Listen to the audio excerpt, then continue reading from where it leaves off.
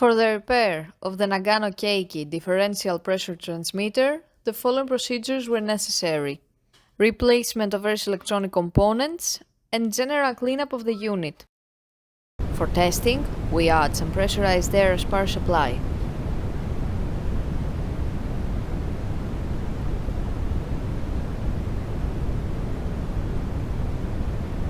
By manipulating the input signal, the unit responds accordingly, and we can see the output signal on the water columns.